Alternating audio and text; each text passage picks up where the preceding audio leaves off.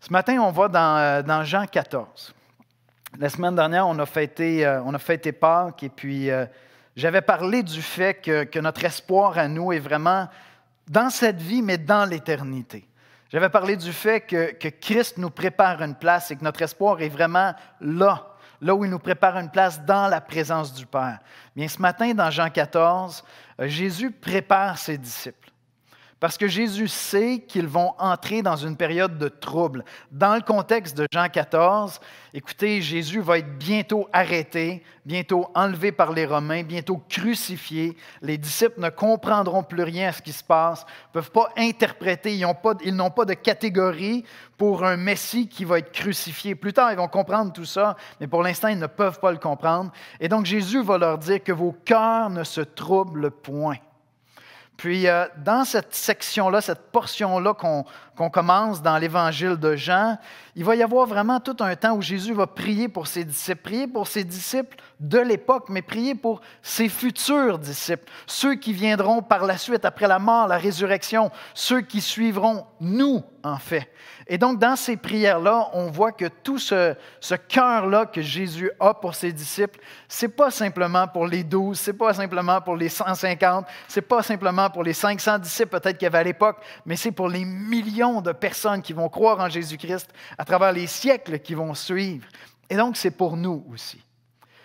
Que vos cœurs ne se troublent point, croyez en Dieu et croyez en moi. Cette exhortation-là de Jésus est tellement à propos pour les temps que nous vivons. Nous vivons des temps de trouble, peut-être du jamais vu même dans l'histoire de l'humanité, dans le sens qu'il y a une dimension tellement planétaire à toute la pandémie, à la gestion de la pandémie, tout ça, c'est vraiment surprenant, troublant de bien des manières, peur d'attraper le COVID, peur d'en mourir, tous les bouleversements sociétals qui viennent avec ça. Mais oubliez le COVID un instant, on vit une période de trouble. On vit une période de trouble parce que les gens ont toutes sortes de craintes. Je veux dire, avant, c'était le climat, réchauffement climatique, surpopulation, toutes sortes de grandes questions qui sont là, qui troublent les hommes. Je pense que ce passage-là est tellement approprié pour nos cœurs aujourd'hui. Et donc, si ton cœur est troublé depuis quelque temps, si ton cœur est agité, Dieu a quelque chose pour toi ce matin. On va aller dans la prière, on va écouter la lecture de ce beau passage-là, puis ensuite, on va plonger dans le passage. Seigneur Jésus, on vient à toi parce que tu es Dieu le Fils. Tu nous dis dans ce passage que si on demande quelque chose en ton nom, tu vas le faire. Et ma prière est très simple ce matin. Je te demande de nous parler. On a besoin, Seigneur, à travers ta parole, à travers l'œuvre de ton esprit en nous, de t'entendre toi.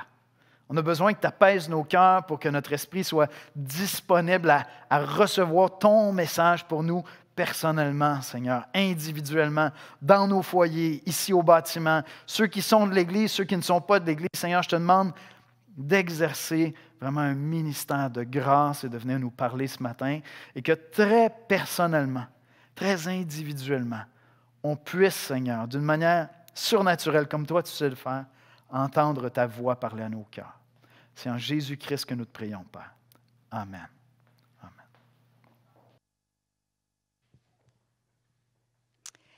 Alors, le passage biblique de ce matin est dans l'Évangile de Jean, au chapitre 14, les versets 1 à 14, dans la nouvelle édition de Genève. Alors, Jean 14, 1 à 14. Que votre cœur ne se trouble point. Croyez en Dieu et croyez en moi. Il y a plusieurs demeures dans la maison de mon Père. Si cela n'était pas, je vous l'aurais dit. Je vais vous préparer une place. Et lorsque je m'en serai allé et que je vous aurai préparé une place, je reviendrai et je vous prendrai avec moi, afin que là où je suis, vous y soyez aussi.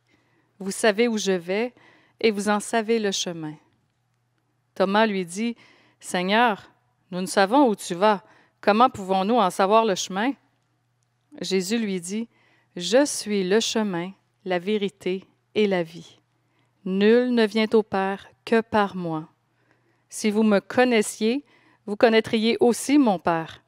Et dès maintenant, vous le connaissez et vous l'avez vu. » Philippe lui dit, « Seigneur, montre-nous le Père et cela nous suffit. » Jésus lui dit, « Il y a si longtemps que je suis avec vous, Philippe, et tu ne m'as pas connu. Celui qui m'a vu a vu le Père. Comment dis-tu, montre-nous le Père? Ne crois-tu pas que je suis dans le Père et que le Père est en moi? Les paroles que je vous dis, je ne les dis pas de moi-même. Et le Père qui demeure en moi, c'est lui qui fait les œuvres. Croyez-moi, je suis dans le Père et le Père est en moi. Croyez du moins à cause de ses œuvres. En vérité, je vous le dis, celui qui croit en moi fera aussi les œuvres que je fais, et il en fera de plus grandes, parce que je m'en vais au Père, et tout ce que vous demanderez en mon nom, je le ferai, afin que le Père soit glorifié dans le Fils. Si vous me demandez quelque chose en mon nom, je le ferai.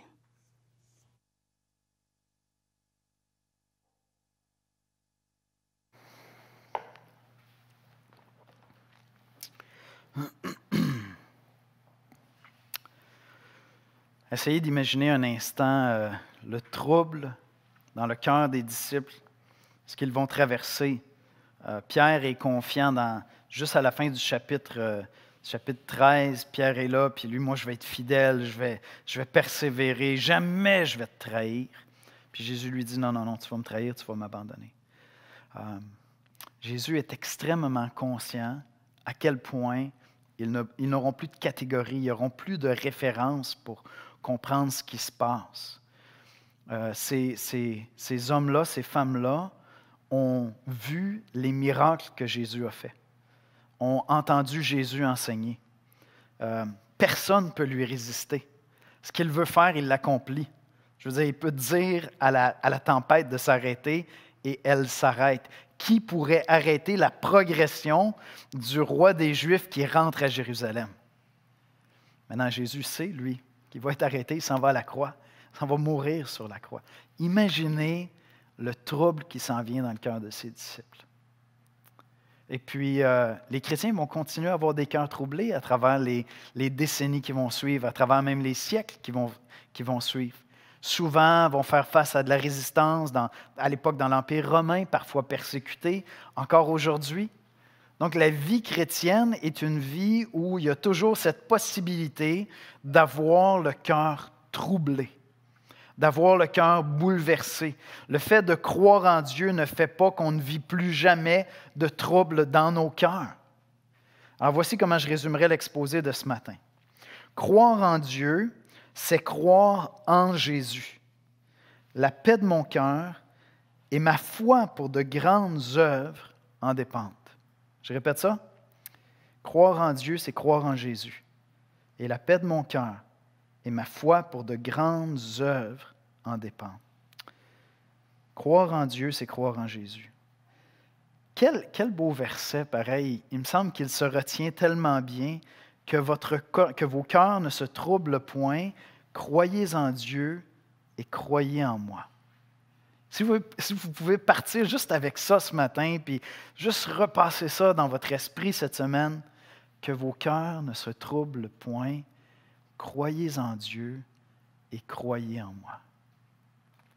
Afin de vivre la paix, afin d'être paisible. Il n'y a personne, il n'y a rien dans ce monde qui peut nous apporter la paix que nous procure la foi en Dieu, la foi en Jésus. Rien, nulle part, personne. Croyez en Dieu, croyez en moi. Je ne sais pas si ton cœur est troublé. Je vous ai partagé à l'Église. Mon cœur a été profondément troublé en 2020 à travers toute la COVID, mais aussi tout ce qui va avec la gestion, puis de comprendre, OK, toutes les mesures qu'on est en train de prendre, où est-ce qu'on s'en va, puis quand est-ce que ça va finir, puis on a des projets, puis qu'est-ce qui arrive avec les projets, puis on essaie de prendre soin de l'Église, puis OK, on peut se réunir, on ne peut pas se réunir. Puis, donc, mon cœur a été régulièrement agité en 2020. En 2020, puis 2021, déjà, ça commence, hein? Puis là, on s'en va aux actualités, puis on suit les nouvelles, une nouvelle annonce, qu'est-ce qui va se passer? OK, on peut faire ça, on ne peut plus faire ci. Puis là, il y a des gens, est-ce que les hôpitaux vont être saturés? Qu'est-ce qui va se passer? C'est troublant. D'autant plus que les médias, bien évidemment, à quelque part, gardent notre attention avec ça. On a plus de mauvaises nouvelles que de bonnes nouvelles. Et donc, c'est troublant pour nos cœurs. Alors, je ne sais pas comment ton cœur est, si ton cœur est troublé, si ton cœur est agité, si tu dors bien de ce temps-ci ou si tu dors mal. Peut-être que c'est la COVID, peut-être que c'est ton travail, peut-être que c'est ton avenir, peut-être que c'est ta santé, peut-être que c'est ta famille, peut-être que c'est ton couple, peut-être que c'est pas ton couple, ton célibat. Je ne sais pas. Est-ce qu'il y a quelque chose qui trouble ton cœur? Comment est ton cœur? Puis, comme je disais tout à l'heure en introduction, on vit une époque de trouble. Je me préparais pour ce message, puis je pensais aux jeunes générations qui sont constamment alimentées avec une perspective d'avenir sombre. On entend, OK, là, il nous reste 6 ans, il nous reste 9 ans, il nous reste 12 ans. Si on ne fait rien, tout est perdu. On n'a pas d'avenir sur la Terre. Surpopulation. Là, la semaine dernière, il y a 2 semaines, je suis en train d'écouter une scientifique, elle disait, je ne suis pas sûr que ça va être ça le problème, mais je pense que d'ici 2050, excusez-moi, je m'en vais dans des détails de biologie. On est en train d'observer, les scientifiques observent que les hommes, soit par leur sédentarité, soit parce qu'il y a trop de plastique dans ce qu'on consomme, ce qu'on touche, mais le taux de fertilité chez les hommes est en train de diminuer. Puis on pense que d'ici 2050, un peu partout sur la Terre, 50% des hommes ne seront peut-être plus fertiles. Fait que c'est-tu surpopulation ou on est en voie de disparaître? OK, finalement, on va aller sur Mars. Mais tout ça, c'est troublant. Fait qu'honnêtement, je pensais aux jeunes particulièrement lorsque j'étais en train de préparer ça. Si tu as 13 ans, tu as 15 ans, tu as 20 ans, tu as 25 ans, tu as été élevé à l'école avec une appréhension pour ton avenir absolument extraordinaire. Si ton cœur n'est pas troublé, c'est que tu joues juste à des jeux vidéo puis que tu n'es pas connecté dans la réalité parce que tout le monde te dit que tu devrais être troublé. Tout le monde te dit que tu devrais être inquiet. Bien, voici ce que Jésus a à dire. Que ton cœur ne se trouble point. Croyez en Dieu et croyez en moi.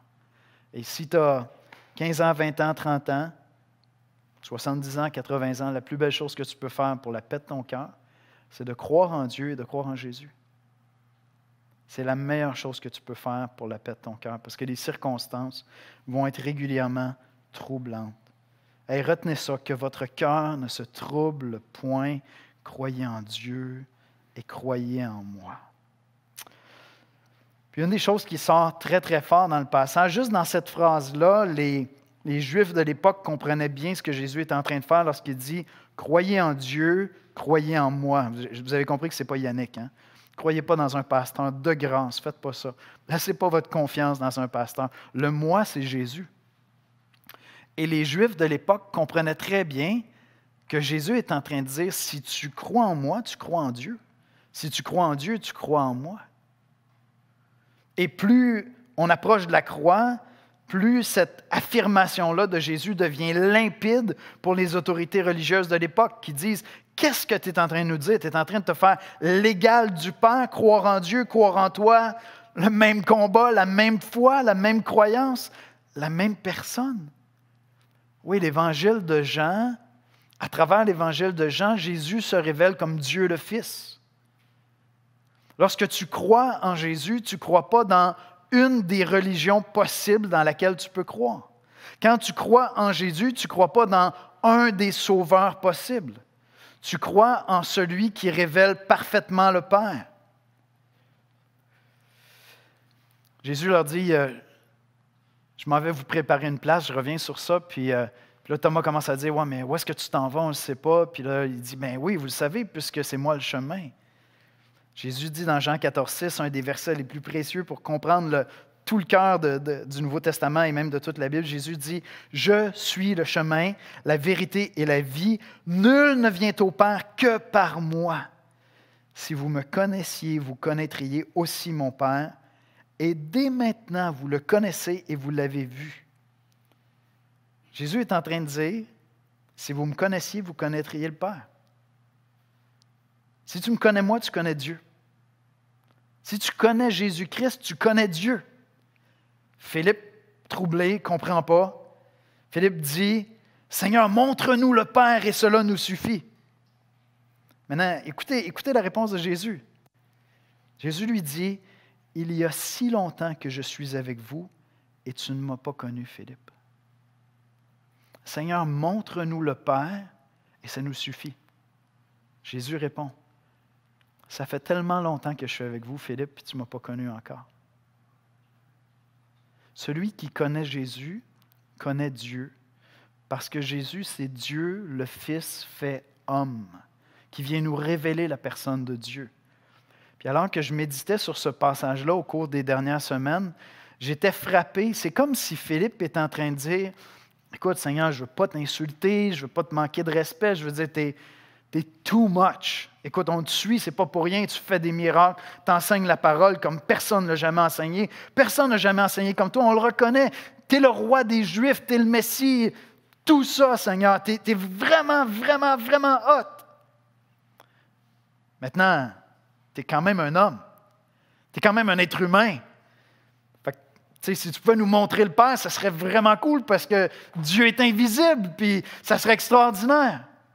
C'est comme si Philippe est en train de dire, « Écoute, si tu veux nous révéler le Père, je m'attends à ce que le ciel s'ouvre, qu'il y ait une chorale qui part, les spots sortent, les anges commencent à descendre. » Ésaïe, rappelez-vous le pasteur Michel, qu'est-ce qu'il nous a dit dans Ésaïe 6 la semaine dernière?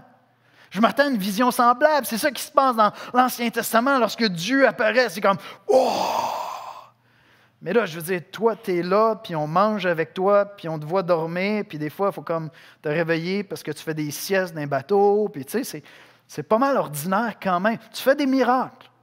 Tu es extraordinaire, tu enseignes de manière extraordinaire, mais tu es très humain après tout. C'est vraiment intéressant, hein? C'est comme si l'humanité de Jésus rendait impossible, aveugle à Philippe de voir sa divinité. Je trouve ça vraiment intéressant. Puis pourtant, c'est Dieu le Fils. Il est entièrement Dieu. Il n'a pas renoncé à sa divinité parce qu'il est devenu un être humain. Et dans la simplicité de ce qui se passe là, le Père est parfaitement révélé. Jésus-Christ est la révélation parfaite de Dieu. Si tu connais Christ, il n'y a pas plus à révéler sur Dieu aux hommes. Il est le reflet parfait de la personne de Dieu. Il est Dieu le Fils. Il est la révélation du Père. Quand tu connais Dieu.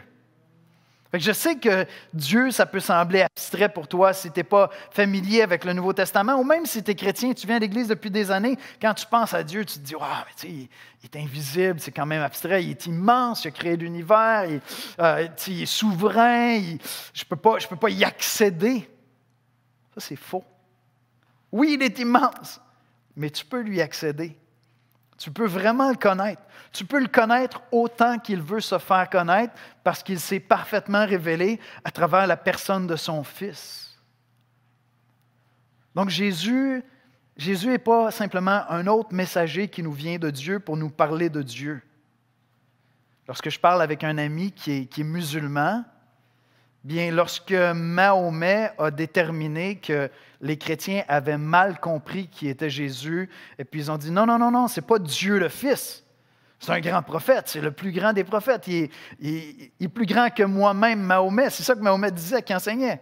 Jésus, c'est top, mais ce n'est pas Dieu fait homme. Ça, c'est un blasphème. Mais ça veut dire que Mahomet n'a jamais saisi qui était Jésus, n'a jamais connu Dieu.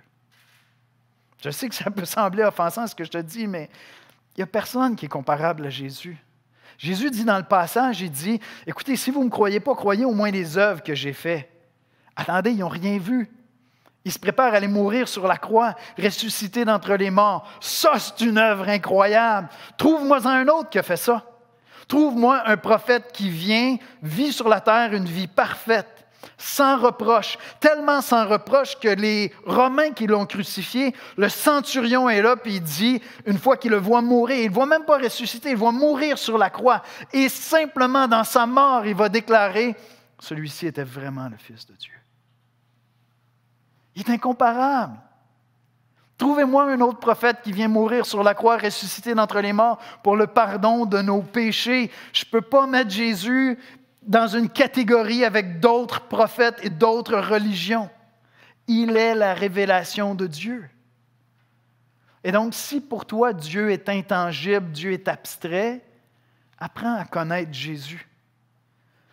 Lis l'Évangile de Jean. fais la lecture du livre avec nous, Dieu et l'Évangile. Tu vas voir qu'on va parler de Jésus mur à mur de son œuvre parce qu'il est la révélation de Dieu. Dieu n'est plus abstrait. Dieu n'est plus intangible depuis qu'il s'est révélé à travers la personne de son Fils Jésus-Christ. C'est ce qui amène Jésus à dire à Philippe, « Philippe, je suis avec toi depuis tellement longtemps puis tu ne me connais pas. Si vraiment tu me connaissais, tu connaîtrais le Père. Tu aurais compris. Tu aurais compris. » J'aime comment Tim Keller le résume. Il dit « Les premiers chrétiens ne croyaient pas parce qu'ils voulaient croire. Ils ne croyaient pas simplement parce que c'était une histoire inspirante. Ils ont cru parce que les preuves étaient si accablantes qu'ils ont été forcés de le croire malgré tout ce qu'ils croyaient auparavant. » Il faut comprendre que pour les Juifs de l'époque, croire en Jésus venait bouleverser toute ta compréhension de l'Ancien Testament. Jésus est l'accomplissement de l'Ancien Testament, mais il n'y avait pas de paradigme, il n'y avait pas de cadre pour Jésus. Il faisait éclater tous les cadres, puis il nous ouvrait des lumières sur l'Ancien Testament comme personne ne l'avait jamais compris. Si les premiers chrétiens sont devenus chrétiens et ont cru en lui, c'est parce qu'il n'y avait aucune autre foi qui faisait du sens, aucune autre explication logique et sensée, comme ce centurion qui est là, qui le voit mourir, puis qui dit « Celui-ci était vraiment le Fils de Dieu ». Il n'y avait pas d'autre conclusion possible. Que vos cœurs ne se troublent point, croyez en Dieu, croyez en moi. Qu'est-ce que ça veut dire, croyez en moi? Bien, c'est croire que c'est Jésus le chemin, qu'il est le chemin, la vérité et la vie. C'est croire non seulement qu'il est la révélation parfaite du Père, mais qu'il est la seule voie possible pour aller au Père. Et je pense que lorsque Jésus dit ici, « Je m'en vais vous préparer une place », je pense qu'il est en train de parler de la croix. Je pense qu'il est en train de parler de sa mort et de sa résurrection. C'est ça que je crois. Parce que vraiment, c'est là qu'il nous prépare une place. Je veux dire, il n'est pas au ciel en train de te construire une maison, puis juste de liner comme il faut tes briques, puis il est en train de faire ça bien, bien droit. Puis c'est long, c'est pour ça qu'il n'est pas revenu. Ça fait 2000 ans. Imagine, on va être une gang, ça en fait des maisons à construire. Non, il est mort sur la croix, il est ressuscité d'entre les morts. Je m'en vais vous préparer une place, je m'en vais ouvrir une voie d'accès pour que des êtres pécheurs comme toi et moi puissions accéder au Dieu 3 fois saint. Et quelle est cette voie? Quelle est cette voie de passage? C'est Jésus lui-même, c'est croire en lui. Je suis le chemin, la vérité et la vie. Nul ne vient au Père que par moi. Et donc, si tu veux vivre cette paix-là, que des millions de chrétiens expérimentent depuis des siècles maintenant, faisant face à des épreuves comme les autres êtres humains, mais aussi à d'autres épreuves, toutes sortes de persécutions, en trouvant une paix qui surpasse toute intelligence, comme dit l'apôtre Paul, mais c'est en croyant en Dieu et c'est en croyant en Jésus, qui est la manifestation parfaite de la personne de Dieu. C'est en croyant qu'il est la voie d'accès pour accéder au Père par sa mort à la croix, qu'il est notre vie par sa résurrection, qu'il est notre chemin, pour accéder au Père. Et donc, il est allé nous préparer une place, il est mort sur la croix. Et lorsque je vois un frère, une sœur qui décèdent de manière subie, je vis de la tristesse pour ceux qui le laissent derrière. Pas pour un ami qui est parti rejoindre le Seigneur. Certainement la tristesse de ne pas le voir là, mais la paix de savoir qu'il est auprès du Père, qu'il est auprès de mon Seigneur Jésus. Ma prière, c'est que tu crois en Jésus pour tout ce qu'il est. Pas seulement un bon conseiller, pas seulement un autre chef religieux, pas une autre option, pas un mythe, pas une histoire du passé. Et si à quelque part ça te travaille, tu es en cheminement, tu es en réflexion, Moi, je t'invite à lire l'Évangile de Jean, je t'invite à lire les 4 évangiles, Matthieu, Marc, Luc, Jean, à fréquenter Jésus en lisant, on a le récit. Et Dieu va pouvoir te révéler qu'il est le chemin, la vérité et la vie. Et que lorsqu'on place notre foi en lui, on a accès à une paix qui surpasse toute intelligence. Croyez en Dieu et croyez en moi. C'est quoi croire en Jésus? C'est croire qu'il est le chemin, la vérité et la vie, mais c'est quelque chose de plus aussi. Et là, le défi vraiment, c'est si tu es chrétien, je pense qu'il y a tout un défi qui t'est réservé ici, c'est croire qu'il veut faire des œuvres immenses. Jésus dit au verset 12 à 14, « En vérité, je vous le dis, celui qui croit en moi fera aussi les œuvres que je fais, et il en fera de plus grandes, parce que je m'en vais au Père. Et tout ce que vous demanderez en mon nom, je le ferai, afin que le Père soit glorifié dans le Fils. Si vous demandez quelque chose en mon nom, je le ferai. » La semaine dernière, j'ai parlé un peu du self-esteem, de l'image de soi. Remarquez que dans le passage, jamais Jésus nous demande de croire en nous-mêmes. Hein? Jésus ne te demande pas de croire en toi. Mais il te demande de croire en Dieu et de croire en lui. Et croire en lui, c'est croire qu'on va faire des œuvres plus grandes encore. Puis il dit dans le passage comment ça va se passer, c'est parce que je m'en vais au Père. Alors restez avec nous. La semaine prochaine, on va voir l'œuvre de l'Esprit. Une fois que Christ s'en va au Père, il va envoyer un autre consolateur, le Saint-Esprit. On en parle davantage la semaine prochaine, mais il nous a donné son Esprit et donc nous sommes habités de l'Esprit de Dieu et sa puissance est en nous pour faire des œuvres plus grandes. Est-ce que tu crois en Dieu? Est-ce que tu crois en Jésus? Si ta réponse c'est oui, ça veut dire que tu crois qu'il répond à tes prières. Ça veut dire que tu crois qu'il veut faire des œuvres grandes à travers toi. Et moi, je te suggère que si tu as de la difficulté à le croire, c'est parce que tu penses que tu dois croire en toi. Moi, je vous avoue que si je dois croire en moi pour faire des œuvres extraordinaires, j'ai 50 ans, je ne suis plus là. Tu sais, un petit peu de lucidité qui est venue avec le temps, puis je ne suis plus là. Fait que si je dois croire en moi pour faire des choses extraordinaires, non, c'est assez limité. Je vais faire de mon mieux à tous les jours, mais par moi-même, non, je ne suis plus là. Maintenant, il dit, ceux qui croient en moi, celui qui croit en moi va faire des œuvres plus grandes que les miennes. De quoi il parle? Je veux dire, les premiers disciples n'ont pas arrêté beaucoup de tempêtes, ne se sont pas mis à marcher sur les eaux comme une tonne, tu sais. Construit plus de ponts. Il y a des ponts pour les non-chrétiens, puis il n'y a pas de ponts pour les chrétiens, parce que nous, on traverse le fleuve en marchant, tu sais. Non! Dans Jean, les miracles, c'est vraiment intéressant, c'est une particularité de l'Évangile de Jean. Dans l'Évangile de Jean, le mot grec qui est utilisé pour les miracles, régulièrement, c'est un mot qui veut dire ce sont des signes. C'est des signes pour nous révéler qui est la personne de Jésus. Et donc, oui, on voit au début dans les actes, tout ça, plusieurs miracles. Puis tous les chrétiens probablement pourront vous raconter un miracle qu'ils ont vu en réponse à des prières. Bien sûr, j'en vois, mais si c'était vraiment ça dont il était question ici, c'est assez parsemé quand même dans l'histoire de l'Église, tout ça. Mais quelle est l'œuvre plus grande qu'on est appelé à faire? On est appelé à annoncer l'Évangile de Jésus-Christ. On est appelé à annoncer l'Évangile pour faire des disciples de Christ. Et chaque conversion, chaque nouvelle naissance, chaque fois qu'un individu place sa foi en Jésus et que son cœur arrête d'être troublé par les troubles de ce monde, mais place sa foi vraiment en Jésus-Christ, c'est un véritable miracle qui a une portée éternelle parce que cette personne-là entre dans le royaume de Dieu.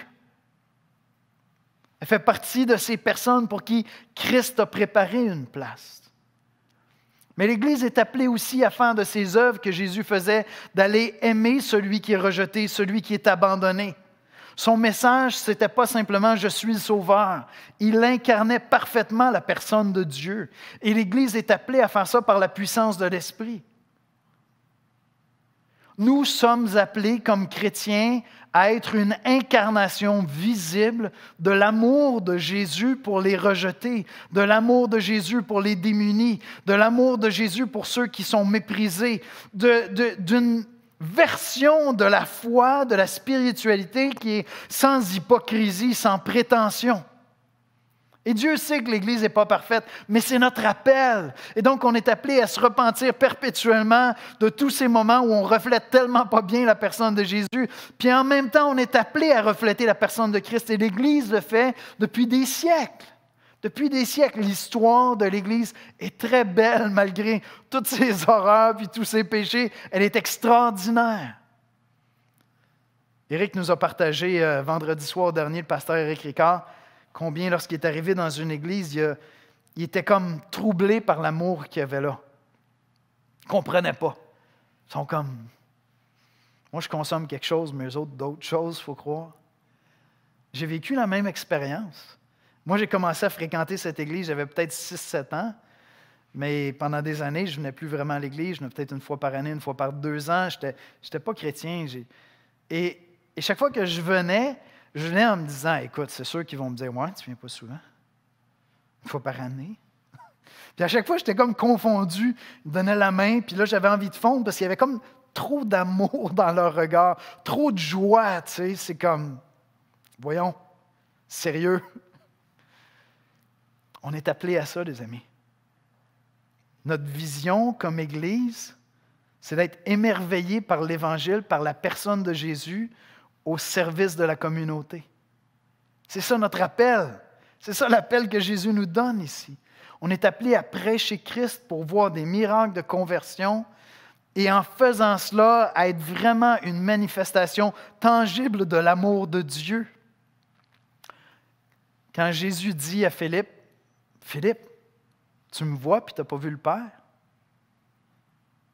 Bien, je devrais pouvoir dire à des gens, si tu vois ma vie, à quelque part, tu vois Christ.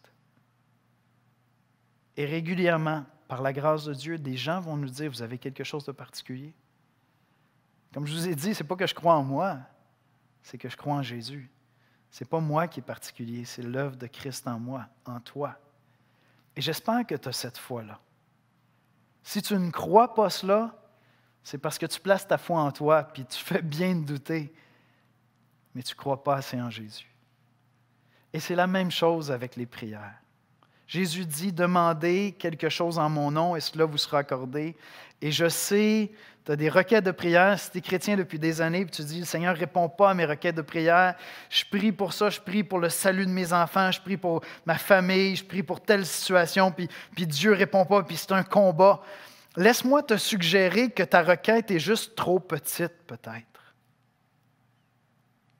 Parce que nulle part, je vois dans le Nouveau Testament, priez pour le salut de vos enfants seulement. Je ne vois même pas prier pour le salut de vos enfants. Je vois prier pour tous les hommes. Prier pour tous les hommes. Bien, commence à prier pour tous les hommes, pour tous les gens de Longueuil, pour tous les enfants des chrétiens de l'Église. Puis tu vas voir Dieu répondre à tes prières. Puis là, tu vas dire, ah, il y en a un qui vient de se convertir. Il y en a un autre qui vient de se convertir. Il y en a une qui vient d'accepter le Seigneur. Puis tu vas le prendre, puis tu vas te l'approprier, puis tu vas dire, le Seigneur sauve encore aujourd'hui. Il sauve des enfants de chrétiens. Il sauve des gens qui n'ont aucun background évangélique. Il sauve encore aujourd'hui. Ta prière est peut-être juste trop petite. Continue à prier pour ta famille. Continue à avoir des requêtes spécifiques, mais élargis ta prière. Parce que nous sommes appelés à prier pour l'œuvre de Dieu sur toute la terre. Que vos cœurs ne se troublent point. Croyez en Dieu, croyez en moi. Je vais inviter les musiciens à prendre place. Je sais qu'il y a des gens qui sont... ils partent avec ça, puis là, ils sont « OK, wow, tu sais, je vais aller louer le Seigneur. Yannick nous a apporté ça dans les Écritures. J'ai plein d'idées. » Puis il y en a d'autres qu'il faut que ce soit très concret. Hein, ça vous prend un call to action. « OK, qu'est-ce que je fais avec ça, Yannick? » Bien, j'aimerais que tu poses la question à Christ, à Jésus. Quelle est l'œuvre extraordinaire à laquelle Jésus t'appelle cette semaine? Quelle est l'œuvre extraordinaire à laquelle Jésus t'appelle cette semaine? Il y en a une. C'est laquelle? Quelque chose qui, si tu avais à croire en toi, tu n'oserais pas le faire. Mais si tu croyais en Jésus, peut-être que tu oserais le faire.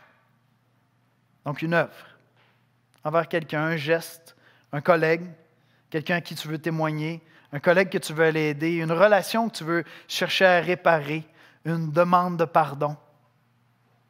Un geste surprenant comme Jésus en avait tellement. Une œuvre, une requête. Quelle est la requête extraordinaire que Dieu t'appelle à lui adresser cette semaine? Au nom de Jésus.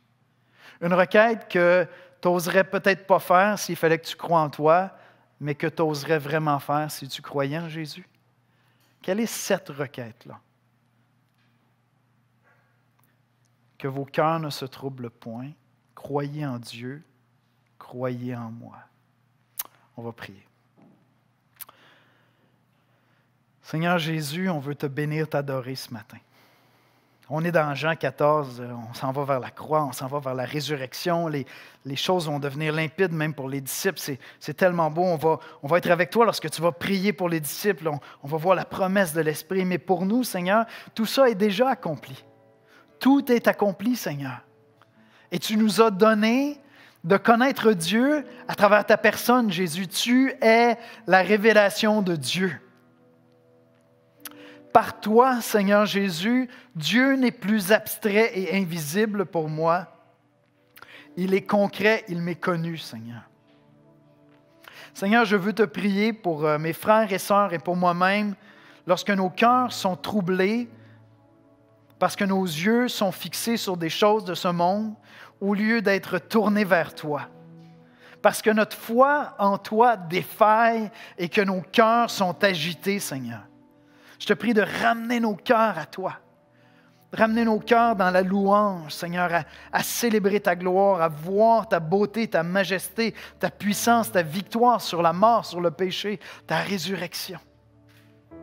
Seigneur, je te prie pour tous ceux d'entre mes frères et sœurs qui ne croient pas que tu veux faire à travers eux des œuvres extraordinaires. Parce qu'ils regardent à eux-mêmes au lieu de regarder à toi. Tous ceux et celles qui ont arrêté de prier des prières extraordinaires. Parce que tu tardes à répondre comme ils le désirent, Seigneur. Viens leur donner de croire en toi, Jésus. Et je veux te prier enfin, Seigneur, pour ceux qui ont le cœur agité, le cœur troublé parce qu'ils ne te connaissent pas, Jésus-Christ. Ils n'ont pas encore saisi que tu es le chemin, la vérité et la vie, Seigneur. Je te prie dans ta grâce, dans ta bonté, de venir te révéler à eux. À travers ces messages, à travers la parole, à travers un chrétien qui va s'asseoir avec eux, viens leur faire connaître ta personne, Jésus. Père, c'est dans le précieux et glorieux nom, tout-puissant, de Jésus-Christ que nous te prions. Amen.